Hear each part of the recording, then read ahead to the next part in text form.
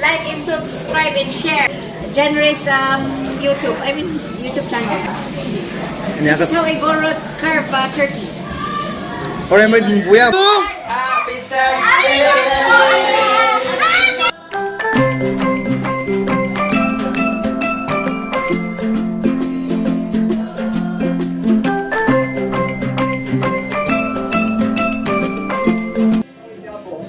Teaching us nagkaroon ng thankful heart.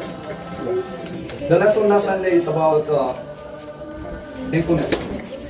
Ngayon tinada tayo about thankfulness. But kung tayo po mga anak niya po, we have that thankfulness in us. Ano ba mapanpansin with a kid, with a child, we get that thankful attitude na. Diba ka na sinuti ang mom, sinuti nam. Diba? Damagin na sinuti ang mom, sinuti nam. And even the gilula na, damagin na. It means the thankful heart that we have echoes to our Heavenly Father. Heavenly Father. Natiyaman tayo tinangit, iso represent talaga. That when we have a thankful heart, the people around us, makita na, wow, this person has something different na dakinan. And this different na dakinan niya tayo is Christ. So it says, give thanks to the Lord, for He is good. Have we ever experienced the goodness ni Captain Director? Very silent. I will say amen to that. I experienced the goodness of God itibiyag ko. Yan niya ang kasawa. And I believe by faith, tibiyag tinay sa kanbesa, I'm experiencing the goodness of God. Sometimes I get, i-generalize tayo nga, yaman at amin. I-generalize tayo nga amin, yaman at amin. Yan, i-amin na din. Kinanong di amin na din. Kung baga, i-categorize mo na amin na din. From little things, to the medium, to the large, or extra large.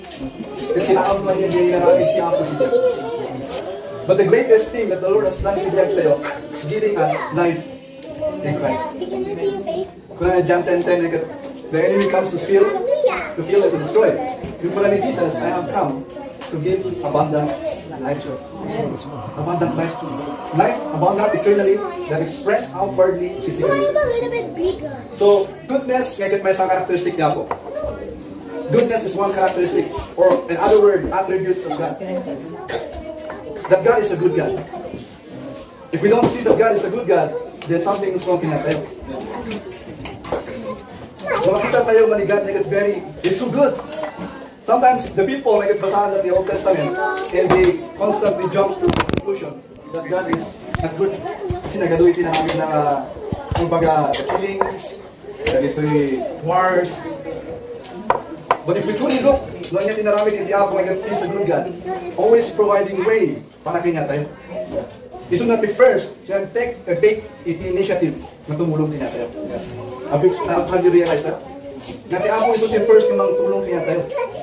Even nga di ang tayo nga makikita beyond the scene, he should not take ka Yes. He's moving, he's working. That is how God is so good. Madali ka God is so good. Madali ka tayo lumawin God is good. So how we experience the goodness of God in the next. If you experience it, don't be ashamed to say it. Amen. At iba-ibain yung na-experience tayo the goodness of Yapo. And goodness, the goodness of God, and then His love endures forever. The love of God will endure forever. Kuna na yung Jeremiah may katuan He loves us with an everlasting love. Inayat na tayo with an everlasting love. Kaya ito yung mga love na kami susiyag taon. Itipagtaangan at taon itibiyag ni may isang mesa. That is agape love. That does not look iti mistake, does not look iti pagtraan ti may isang tao. But ito na yung tao, beyond. Because God loves us with His unending love. His love endures forever. Yeah. But the one thing kulturang tayo as katao, we tend nag-beat tayo mag-agipa. I'll ask you na niya ti message di last Sunday, no, nilagay point na inahalagay, kita pa rin notes ko. So, details, iti-direct tayo like it, siguro yung mga nagip tinagat, dahil birthdays tayo, dahil some special event, yung dagitadupan na details sa kitamanin. We easily forgot doon niya tinaramid kaya po kanya tayo. In the New Testament, in the Bible here, in Luke 17, verse 11, dahil yung 10 lepers na nininisan ni Jesus. Basa ko lang kwate. And it happened that while traveling toward Jerusalem, he was passing through the region between Samaria and Galilee. And as he was entering the certain village, 10 men met him, lepers, who stood at a distance. And they raised their voices, saying, Jesus, Master, have mercy on us. When he saw them, he said to them, Go and show yourselves to the priest. And it happened that as they were going, they were cleansed. Amazing na. When kada pinasabat ni Jesus na 10 lepers, that they are shouting, they are asking for help for Jesus na that Jesus would cleanse them, that would heal them. And then Jesus said, Go, present yourself to the priest. He present you to the priest.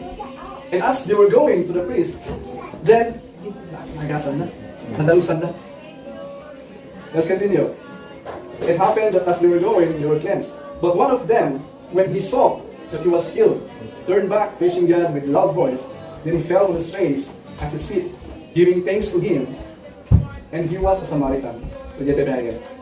So as the 10 lepers, they're walking, bringing with them the command of God. When Jesus said, Go.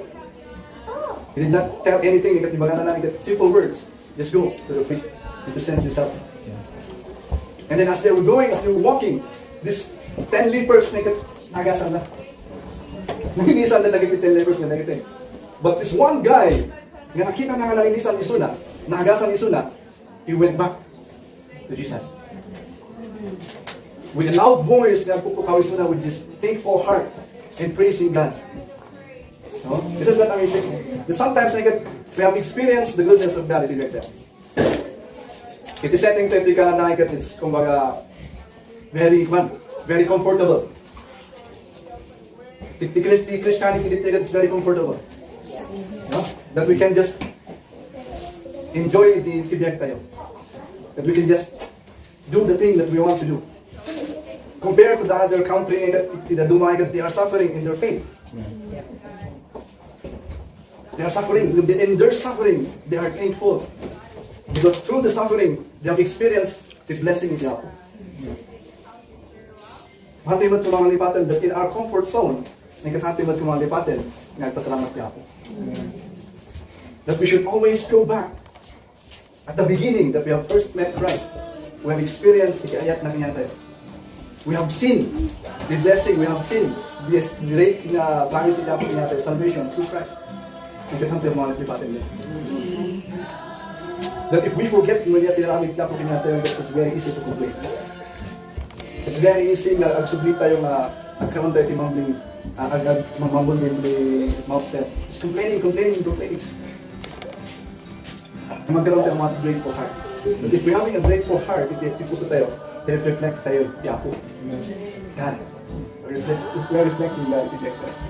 Just like this one Samaritan, so napahingkat Samaritan niya. In the history of the Jew and Samaritan, they are not in a good terms. Kasi Samaritan nagkasla ito isugal di ay outcast in a Jew because they were half-breed. Nagkaroon dati half-breed na nakikwada iti sa bali nga tradition or lahi. So they were outcast. And yet this one man nakita na. He have saw, he have seen, he have experienced. Hindi talaga na na-heal iso na, nalilisan iso na. And he came to Jesus and he fell on his feet, giving thanks to him, praising God with a loud voice. He fell on his feet, na-realize na. So, praise, ikat ba niya? One, di pa nagdayaw, praise, ikat may isang characteristic na ito, ikat thanksgiving. Thanksgiving, thankful heart. So if we say praise the Lord, ikat agyan naman tayo ako, kaya sanay ako na. We're thanking the Lord, na yan narami natin natin. So, ang tayo po mga lipatin, ito narami natin ako kinatayo. Not just today, ikat Thanksgiving Day, tata tayo na mga grateful. Ipag na tayo po mga iti grateful heart kinatayo. That early in the morning, paglukat pa lang tibara tayo, thank you Lord. You have entrusted me again the gift of life. Teach me to walk this life in accordance to your will, with your word. As karaminan tayo, tibiyag tayo. Lord, give me the strength to do the task. Karaminan tayo sa. Even the Lord, you cannot take courage na overcome kung naging situations kaya mo. Being thankful there because you're acknowledging that the power does not belong to you. It belongs to God. Na enable kayo. So yan. Psalms 107 verse 1. Ano natin? Give thanks to the Lord, for His will is not endures forever. Mula din man ang kumaiti makashtay at tagrabi that the goodness of God never ends. Ang nag-end the goodness hindi ako. Handang ang mapigilan. No siguro, if ikabing tayo in human term, piapo ay handang ang mapigilan nga agaramit tinasayati niya tayo. Kung ay tarayan tayo, o may aglumong tayo, o agaramit tayo, di ba di? Handang natin ang mapigilan nga agaramit tinasayati niya tayo. His goodness. Because itiayat na kanya tayo, endures forever. Again, endure, itiayat na kanya tayo. Ngayon dati kumakatan tayo nga i-take for granted. Anto lang i-take nga, di ba ulit, yapo pasto eh. Di ba ulit? Kita tayo matang di ulit, sign. If God is good, He also, justice not lang is enough. He is also a just. Nga i-balance naman lang dinaramit tayo. So, let us not forget kung ano niya dinaramit niya po kanya tayo. Just like the 9th person, nga naagasan, 9 leaper nga naagasan, and yet handang nagsusunod. Siguro may katno, nainang tayo istorya niya. But it's not in the Bible. Nainang tayo siguro. Oh! No! Hi, please subscribe to my YouTube channel, Joseph Organo II. Thank you. Oh, subscribe kayo.